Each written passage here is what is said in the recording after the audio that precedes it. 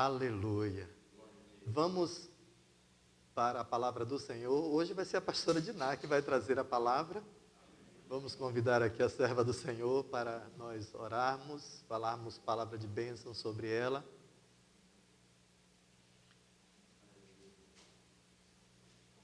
Glória a Deus.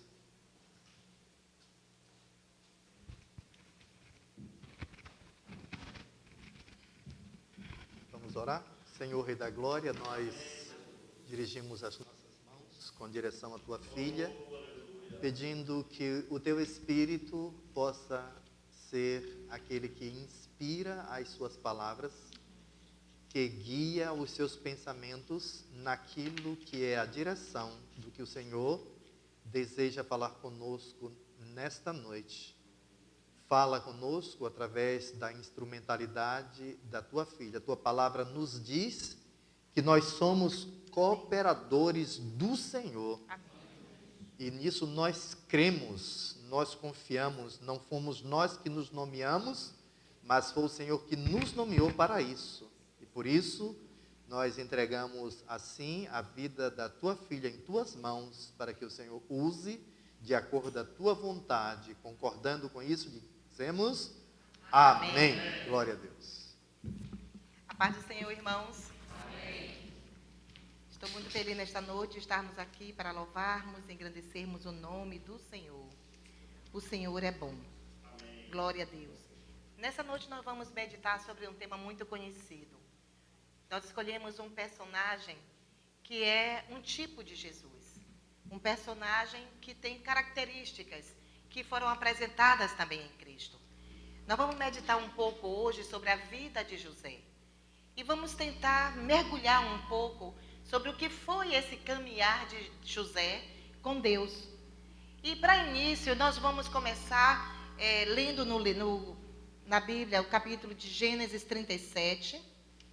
Eu vou ler alguns versículos, depois nós vamos assistir um vídeo bem rapidinho, que faz parte da ilustração, e nós vamos dar prosseguimento. Gênesis 37, de 1 a 11 somente, eu vou ler neste momento. E Jacó habitou na terra das peregrinações de seu pai, na terra de Canaã. Estas são as gerações de Jacó. Sendo José de 17 anos, apacentava as ovelhas com seus irmãos. E estava este jovem com os filhos de Bila e com os filhos de Zilpa, mulheres de seu pai. E José trazia uma má fama deles a seu pai. E Israel amava mais a José, mais do que a todos os seus filhos, porque era o filho da sua velhice. E fez-lhe uma túnica de várias cores. Vendo, pois, seus irmãos, que seu pai o amava mais que a todos os seus irmãos, aborreceram-no. E não podiam falar com ele pacificamente. Sonhou também José um sonho, que contou a seus irmãos, por isso o aborreciam ainda mais. Disse-lhes: ouve, peço-vos, este sonho que tenho sonhado. Eis que estávamos atando molhos no meio do campo, e eis que o meu molho se levantava e também ficava em pé, e eis que os vossos molhos o rodeavam e se inclinavam ao meu molho. Então lhe disseram seus irmãos: tu, pois, deveras reinarás sobre nós? Tu, deveras, terás domínios sobre nós? Por isso, tanto mais o aborreciam por seus sonhos e por suas palavras. E sonhou ainda outro sonho, e o contou a seus irmãos, e disse: eis que ainda sonhei um sonho, e eis que o sol e a lua e 11 estrelas se inclinavam para mim. E contando a seu pai e a seus irmãos, repreendeu o seu pai e disse-lhe: que sonho é este que sonhaste? Porventura, viremos eu e sua mãe e seus irmãos a inclinar-nos perante ti em terra? Seus irmãos, pois, o invejavam.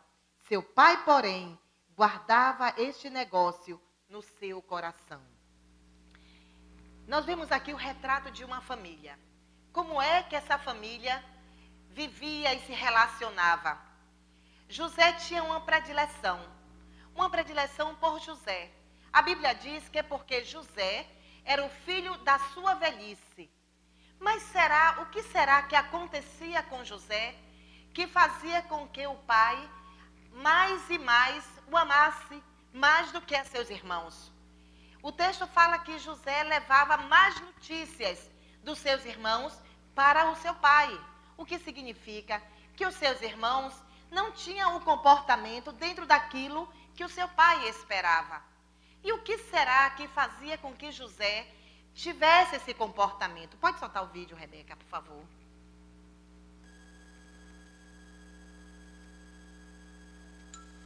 Observem esse garotinho.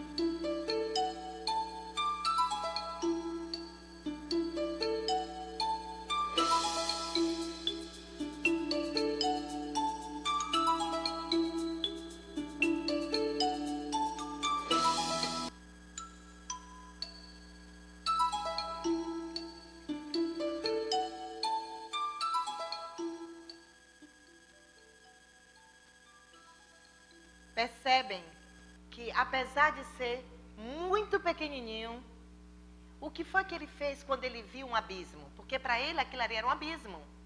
Aquilo ali era um perigo. O que é que ele fazia quando ele via? Ele se afastava, se desviava. Na verdade, uma das coisas que José tinha era exatamente o se desviar do mal. José, o que ele sabia que era mal perante Deus, ele se desviava, ele se afastava. E ele procurava fazer o que agradava a Deus. Agora, por que será que os seus irmãos não tinham o mesmo comportamento? Para começar, a Bíblia fala que José era mais amado do que os seus irmãos. Isso significa que José parava para ouvir o que Jacó tinha a falar com ele. O que Israel falava, José parava para ouvir. Israel, Jacó, ele gastava tempo falando sobre a lei de Deus para José. E José assentava aquilo no seu coração. De tal forma que quando José contava os sonhos, seus irmãos ficavam irados.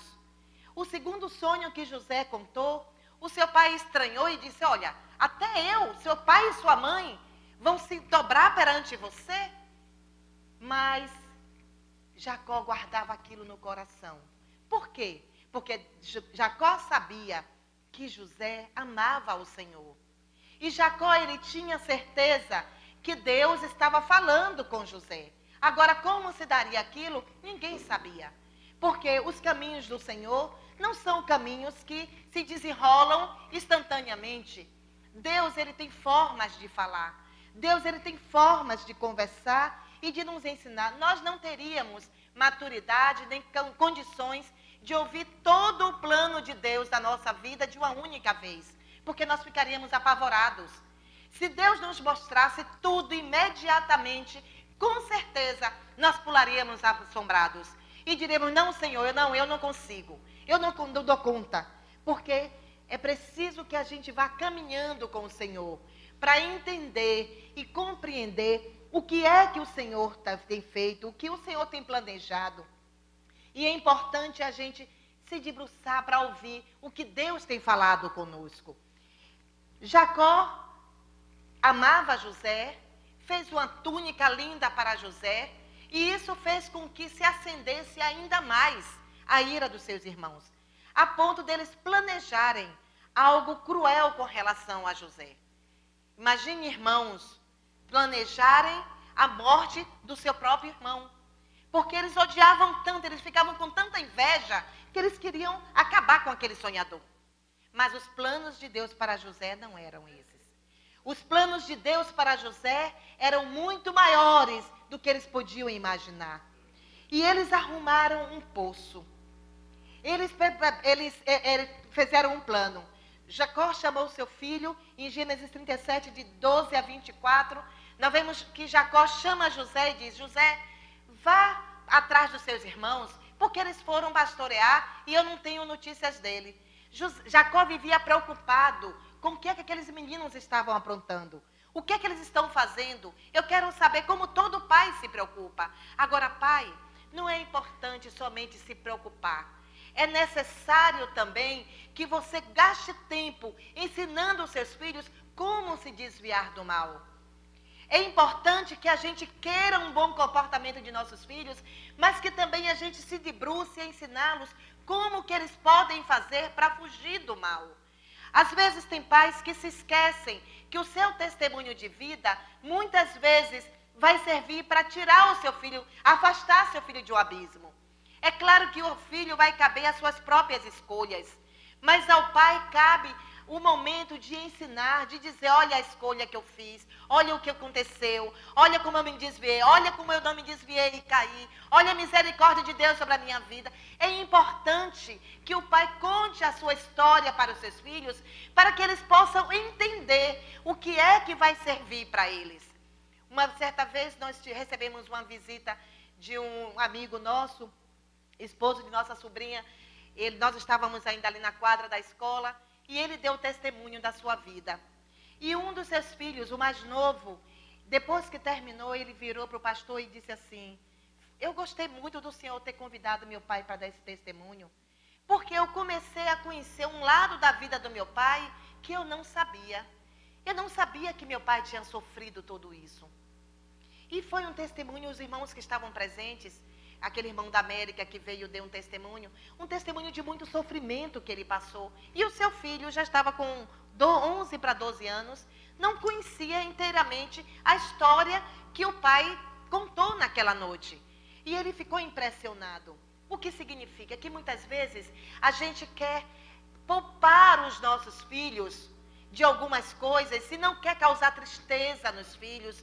Muitas vezes a gente quer dizer, não, meu filho, eu não vou deixar com que ele sofra, eu não quero deixar com que meu filho passe por algo que seja ruim, eu vou proteger o meu filho. É importante a gente proteger, é proteger de conversas de vida alheia, isso a gente deve proteger. É proteger o filho de comentários sobre outras pessoas, isso a gente deve proteger. Por quê? Porque não vale a pena a gente deturpar ou envenenar a mente das nossas crianças, porque a gente sempre vê os filhos como criança. Mas quando fala com relação a experiências de vida, experiência com Deus, nós precisamos sim gastar tempo com isso. E Jacó fazia isso com José, mas ele não fazia isso com os outros filhos. E quando os outros filhos viram José se aproximar com aquela túnica bonita que o pai fez, se acendeu a ira. E eles disseram, é agora, vamos fazer alguma coisa. E olharam, tinha um poço vazio, e eles agarraram José e jogaram naquele poço. Tiraram a túnica de José. E eles queriam matar, mas um dos irmãos disse, não, é nosso irmão, vamos derramar o sangue dele, vamos jogar só no poço e deixar ele aí. Porque ele tinha a intenção de depois voltar e resgatar o menino. Mas quando eles encontraram com uma caravana de ismaelitas, eles tiveram a ideia, vamos vender esse sonhador. E aí a gente se livra dele para sempre. Vamos vender e ele vai embora e acabaram-se os nossos problemas. E eles achavam que esse era o plano perfeito. E era. Porque eles não sabiam, mas eles estavam sendo usados por Deus. Quantas vezes a gente passa por situações e a gente quer amaldiçoar as pessoas que estão nos provocando aquela situação, e a gente fica com o coração pesaroso, com o coração cheio de angústia, e começa a amaldiçoar e dizer, mas por que que eu abri meu coração? Por que que eu abri a minha casa? Por que que eu abri a minha vida? E não sabe que ali está o plano de Deus para que você possa crescer. Porque crescer dói. Crescer dói. Não existe escola que não provoque sofrimento. Imagine uma criancinha quando ela vai no seu primeiro dia de aula. Alguns entram correndo porque é o que ele sonhou, é a farra, é a festa, é a alegria. Outros se agarram na perna do pai e da mãe. Não, mamãe, parece que a mãe está levando para o matadouro. E aquilo é um momento de muita dor. As mães, eu vivencio isso ano após ano, e eu vejo o sofrimento das mães quando saem, e eles se agarram de um jeito ao pai, mas a mãe que não quer soltar, porque para eles aquilo ali é difícil. E é uma escola. Ele vai aprender a vida, não somente as letrinhas, mas ele vai aprender a conviver com outras pessoas, ele vai aprender a conviver com pessoas de temperamentos diferentes, vai conviver com professores amáveis e não tão amáveis. Eles vão aprender a conviver com todo tipo de personalidade ali dentro da escola. Por isso que se chama escola. E José estava indo para essa escola. E o transporte que Deus estava usando era uma caravana de ismaelitas, de mercadores. E aqueles mercadores estavam levando José, talvez na mente deles, mais um escravo que eu vou vender, mais um lucro que eu vou ter. Mas ele não sabia que o coração do homem traça o seu caminho. Mas o Senhor é que lhe dirige os passos. E Deus estava dirigindo ali todo aquele caminho, porque Deus tinha planos para José. Você sabia que Deus tem planos para você também? Você já se deu conta de qual é o plano de Deus para a sua vida? Deus tem plano para você também. Deus tem plano para mim. Deus tem plano para todos nós. Porque nada acontece por acaso, porque senão nós não seríamos filhos de um Deus que sabe todas as coisas. Um Deus que tem controle sobre todas as coisas, mesmo que pareça aos nossos olhos que nós estamos afundando. Pedro achou que ele estava afundando, mas o mestre estava ali. E o que foi que o mestre fez? Venha, Pedro, homem de pouca fé, por que você duvidou? E é assim que a gente age. A gente, ai meu Deus, estou morrendo, me socorre, Senhor. Não é? E Deus tinha planos, porque Jeremias 29:11 diz assim, porque sou eu que conheço os planos que tenho para vocês, diz o Senhor, planos de fazê-los prosperar e não de causar dano, planos de dar a vocês esperança e um futuro. Um futuro. Significa que nem sempre nós conseguimos enxergar qual é o plano, qual é o propósito de Deus naquele exato momento do que nós estamos vivendo. Mas Deus tem planos para o futuro. E o futuro está nas mãos dele. E o futuro de José ali naquele momento era o Egito. José foi para o Egito e foi vendido para um oficial do rei chamado Potifar. E na casa de Potifar, veja bem como é que acontece. Deus abençoou a casa de Potifar e tudo que Potifar tinha por causa de José. Sabia que quando um crente abençoado, um crente em comunhão com o Senhor, um crente que sabe qual é o seu propósito, um crente que já descobriu qual é o objetivo da sua vida na terra, ele chega num lugar, aquele lugar é abençoado. É por isso que diz que onde você pisar a planta dos vossos pés, será abençoado. Tenha essa convicção no seu coração, que onde você entra é lugar que vai ser abençoado. Pode até ser um lugar que não é tão abençoado assim. Um lugar muitas vezes de pessoas idólatras, um lugar de pessoas que não reconhecem Deus. Quantos de vocês trabalham em meios tão cruéis, meios de pessoas de coração tão mau, meio de pessoas de lábios tão impuros, meios de pessoas que desconhecem e desfazem de Deus? Mas você, como servo e serva do Senhor, está naquele lugar e aquele lugar se torna abençoado. Por causa daqueles que temem ao Senhor. E foi isso que aconteceu com José. José, ele era o mordomo que cuidava de tudo na casa de Potifar, porque Potifar era sabido. Potifar era um homem inteligente, ele era um oficial do rei. E ele percebeu que aquele rapaz não era um rapaz qualquer. Ele percebeu que na vida daquele rapaz tinha algo diferente, tinha algo extraordinário. José era um homem honesto, José era um homem que tinha uma vida íntegra. E Potifar, ele deixou tudo dele, ele confiou tudo que ele tinha às mãos de José. E José estava ali fazendo o trabalho que ele foi encarregado de fazer. Mas eu já falei aqui, ele estava num lugar, no meio de pessoas que não conheciam a Deus. E naquele lugar ali existia a mulher de Potifar. E a mulher de Potifar foi utilizada pelo diabo como um meio de tentar provar a fé de José. José estava distante da sua família, José estava distante dos seus pais, José não tinha o seu sacerdote, José não tinha ali um pastor para aconselhar, José não tinha nenhum crente para dizer que vai ser o fofoqueiro, que vai contar o que é que José fez. Mas José tinha um compromisso. Ele servia ao Deus vivo. Ele servia ao Deus dos deuses. Ele sabia que o Deus a quem ele servia, ele sabia que não aceitaria que ele traísse o seu Senhor, que ele adulterasse com aquela mulher, porque ela era uma mulher casada, ela não lhe foi dada como esposa. Então ele se deitar com a mulher que não era a sua esposa, era adultério, e Deus não suportava o adultério. E José, ele se desviou daquilo ali. Lembra do filmezinho da criança?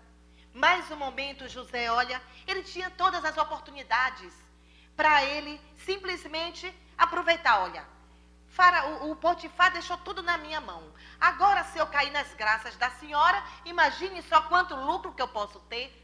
Um ímpio pensaria assim, mas José não. José disse para ela, ele me entregou tudo, menos a senhora. A senhora não me pertence, porque pertence ao meu Senhor. E ele saiu, não se importou do que ela fez, e foi o que ela fez? Segurou a sua capa. Novamente, olha a capa de José. A primeira vez, quando ele foi lançado no poço, os seus irmãos arrancaram a capa. E agora aquela mulher novamente vai e arranca a sua capa. Observaram? E José saiu dali sem a sua capa. E ela usou aquela capa da mesma forma que os irmãos de José usaram aquela capa para mentir para o seu pai. E disseram, olha, molharam a capa no sangue e disseram, olha, encontramos isso aqui, reconhece? É do teu filho? Como se eles não soubessem. E Jacó olhou e disse, é a capa do meu filho.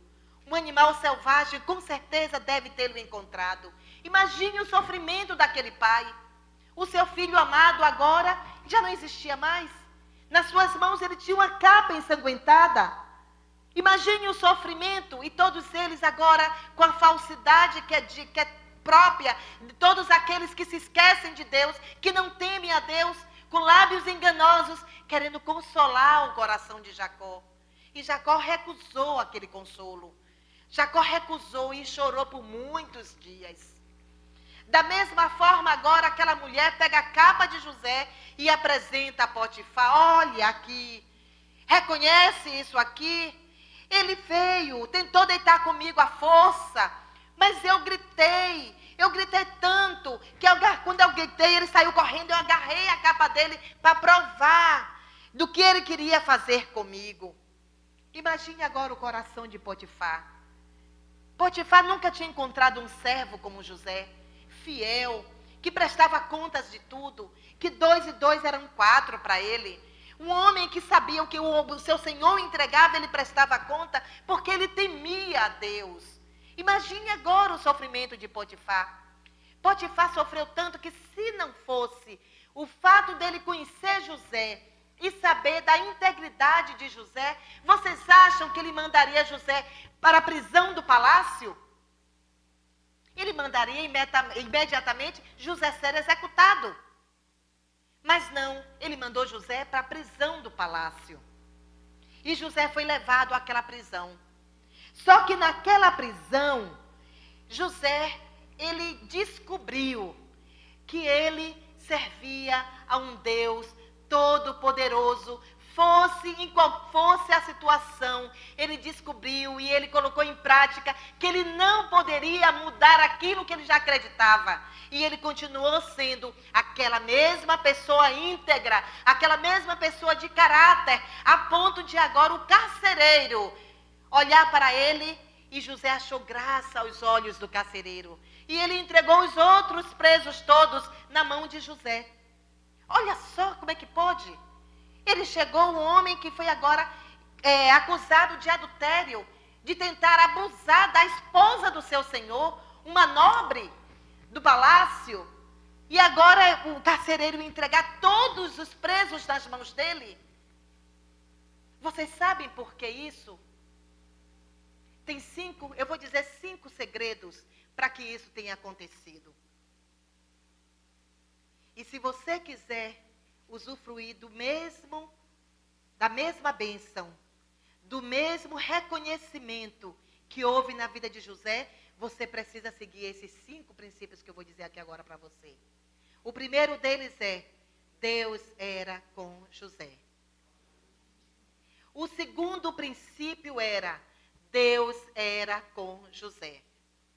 O terceiro princípio era: Deus era com José.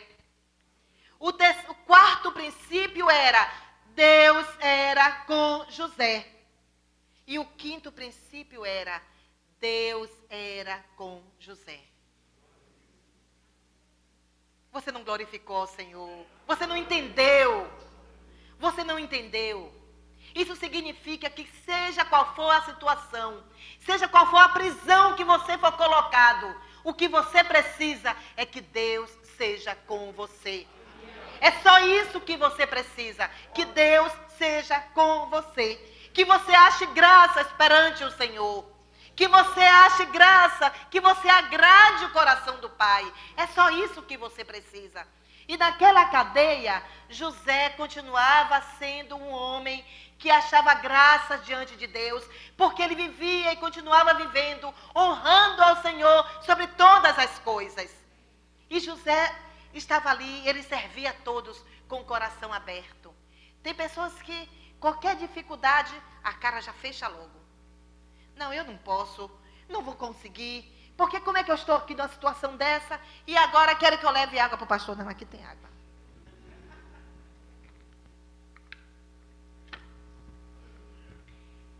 Servir com alegria. Servir com alegria. Seja qual for o que você, a atribuição que você recebeu, faça com alegria. O que te vier às mãos para fazer, faça não como aos homens, mas como ao Senhor. É isso que a Bíblia nos fala. Mas tem pessoas que acham que só pode servir com alegria se for muito bem remunerado, o que eu ganho é muito pouco, salário que não dá para nada, uma porcaria dessa, um dinheiro michuruca desse, e aí começa a amaldiçoar o que recebe.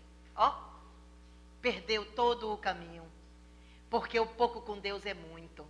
Quando você recebe, você abençoa, Deus multiplica. Então José, ele vivia essa intensidade. Ele vivia intensamente esse pertencer ao Senhor, esse ser do Senhor. E quando Deus começou a abençoar José, tinham dois homens que também pecaram diante do rei e foram colocados na prisão. O copeiro e o padeiro. E os dois tiveram um sonho na mesma noite. E eles conversando sobre o seu sonho, José interpretou o sonho do copeiro. E o sonho do copeiro, quando José interpretou aquele sonho e que ele seria restaurado ao seu serviço, o padeiro se animou e disse: eu vou contar meu sonho também. E aí o padeiro foi e contou o seu sonho. Só que o sonho do padeiro não era tão bom assim, mas se cumpriu. Porque havia em José o Espírito do Deus que sabe todas as coisas e que revela os segredos. E quando aquele homem foi restaurado ao palácio, José disse a ele: não se esqueça de mim.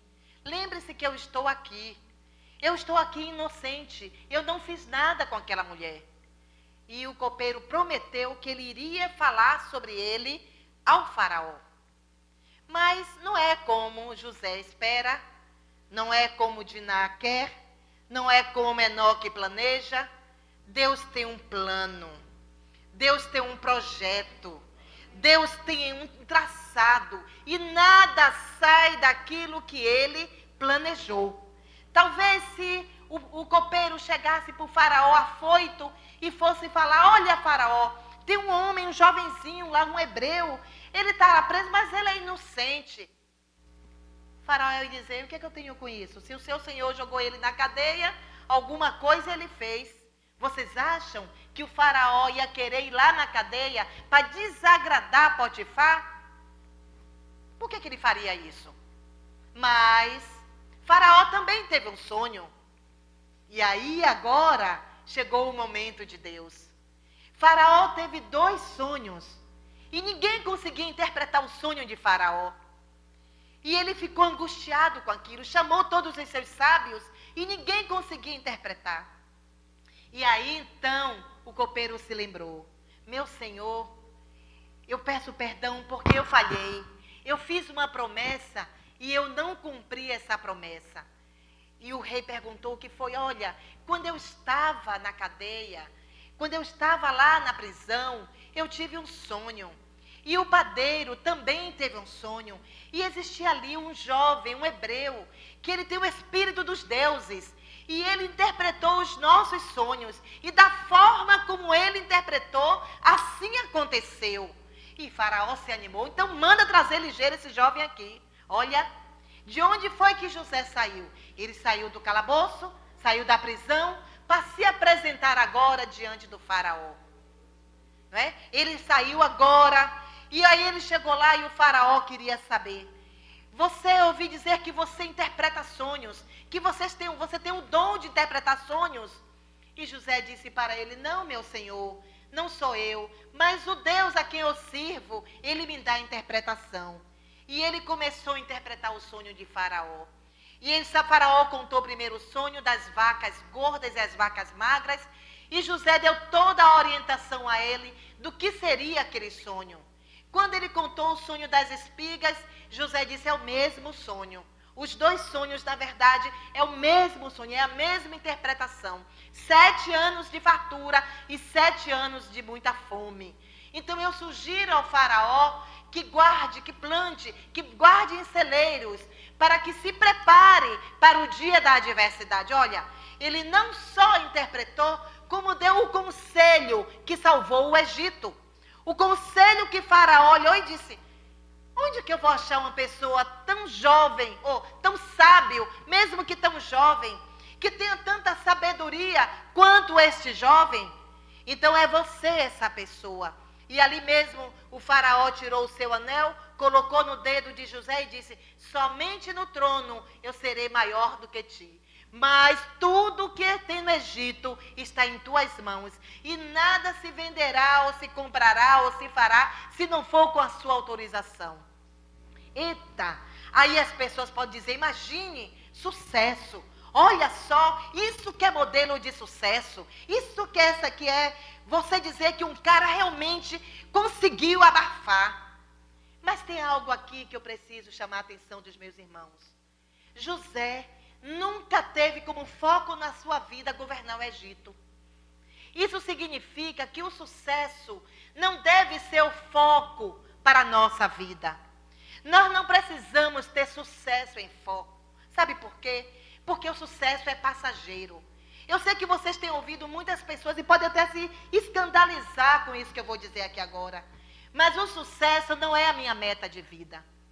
Ter sucesso não é o que me atrai. Porque sucesso é passageiro. O sucesso é instantâneo. Tem pessoas que dizem, o meu grande sonho é me transformar, é ser colocado, nomeado como CEO de uma grande empresa.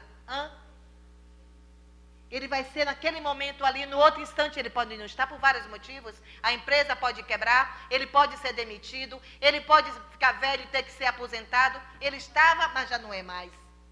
Então o sucesso é uma coisa transitória, é uma coisa passageira. E esse não deve ser o nosso foco. Porque sucesso, uma vez eu estava orando sobre uma determinada situação que estava acontecendo e nós precisávamos tomar algumas decisões. E o Senhor falou muito forte no meu coração. Porque eu disse, Senhor, mas como pode? Tanto sucesso. E eu estava mostrando a Deus algumas situações que estavam acontecendo, que aparentemente pareciam ser sucesso. E Deus falou para mim assim, aquele que não honra o matrimônio pode até fazer sucesso, mas nunca será próspero. Por quê? Fazer sucesso não significa ser próspero. Porque ser próspero não é só ganhar dinheiro. O pastor tem pregado muito, ele se desgasta muito aqui com isso, falando que as pessoas acham que prosperidade é só ter dinheiro, e não é. Nós conhecemos tantas pessoas com tanto dinheiro que não sabem onde colocar, mas com umas vidas desgraçadas de tanta solidão, de tanta angústia na alma, que vão e se suicidam. Tiram a própria vida. E o dinheiro? Será que não deu conta para ele, não respondeu? Aí uma outra pessoa que está passando dificuldades financeiras faz, ele que é bobo, porque se eu tivesse o dinheiro que ele tem, eu jamais faria isso. Não é isso que se trata. É porque depois que luta tanto, batalha tanto para chegar ao sucesso que as pessoas consideram o sucesso, começa a observar que a vida é vazia, começa a entender que não é aquilo que serve. José nunca teve por foco ele ser o governador do Egito. José só queria agradar ao Senhor. José só queria viver uma vida íntegra, uma vida que demonstrasse que Deus era com ele e que Deus era glorificado em tudo que ele fazia. Tudo que José fazia, ele falava de Deus. Tanto que as pessoas sabiam que José não era idólatra, porque José não se dobrava aos deuses do Egito, que José não se prostituía, que José não fazia nada do que aquelas pessoas ali faziam, porque ele conhecia um Deus verdadeiro, porque ele sabia quem era Deus. Então esse era o foco de José, esse era o objetivo de vida de José. Se nós vivermos uma vida focada em agradar a Deus, em servir a Deus, eu tenho certeza que os planos de Deus todos serão cumpridos. E mesmo que a gente, quando chegue no fim da nossa vida, a gente venha olhar para o final e pensar assim, meu Deus, o que foi que eu fiz? E você começa a olhar e entender todo o caminho de Deus, os propósitos de Deus que foram cumpridos, e você começa a se alegrar no Senhor. Você começa a glorificar a Deus, porque você diz, em nenhum momento eu neguei ao meu Senhor. Em nenhum momento eu deixei de ser fiel ao meu Senhor. É isso que importa na vida. É isso que traz sabor à vida. É isso que traz à vida um sentido.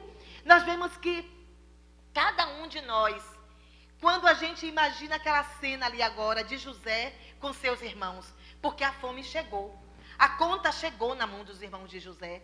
Ou vocês acham que o que a gente faz de errado aqui, a conta não chega? A conta chega. Tudo que a gente faz, o que a gente semeia, a gente colhe. Ninguém vai colher uma coisa que não plantou. A gente vai colher aquilo que a gente plantou. Só que, no caso dos irmãos de José, eles sabiam a maldade que eles tinham feito. Eles tinham consciência do mal que eles tinham feito. E quando eles descobriram quem era aquele Senhor que estava ali na frente deles, com o poder de garantir a vida deles ou de mandar tirar a vida deles, eles se desesperaram. E eles se desesperaram. E José olhou para eles, quando viu aquilo, José não aguentou. Primeiro ele saiu, foi chorar, antes de se dar, e fez toda aquela arrumação para que a família dele se viesse completa para encontrar com ele, porque José sofria com a falta dos seus irmãos. José, quando o seu primeiro filho nasceu, ele disse, porque hoje eu me esqueci da casa dos meus pais. Esse esquecer aqui significa que a minha dor por estar longe da casa dos meus pais foi curada, porque José vivia com aquela dor. José tinha aquela mágoa no seu coração. Qual é o filho que quer ser tirado do meio dos seus pais, do meio da sua parentela e vai viver feliz? Principalmente tirado da forma que ele foi, roubado, vendido como escravo, passado tantos anos da prisão. José poderia estar focado naquilo ali. Mas quando o faraó chamou José e deu uma esposa, o primeiro filho que nasceu, a primeira coisa que ele disse, hoje eu fui curado da dor que eu tinha, da saudade da minha parentela. Então a gente precisa receber de Deus cura. A gente não pode ficar olhando para o passado, para as coisas que já se foram, mas a gente precisa olhar para frente. A gente precisa olhar adiante. Nós temos um caso de sucesso com Deus. A nossa história de sucesso com Deus é uma história que é construída dia a dia, no nosso caminhar. Deus tem planos para você. Qual é a sua história de sucesso com Deus? Qual é a sua história de caminhada com Deus? Nós podemos olhar no final e a gente terminar como governador, como José. Ou, quem sabe, no final, ser decapitado como Paulo. E aí você pode olhar e dizer assim, mas se eu terminar decapitado como Paulo, então não foi uma história de sucesso? Paulo foi uma das maiores histórias de sucesso que a Bíblia relata. Não existiu um homem que conhecesse a Deus, que deixasse tanta herança para nós na sua palavra, que escrevesse tanto, que se gastasse tanto.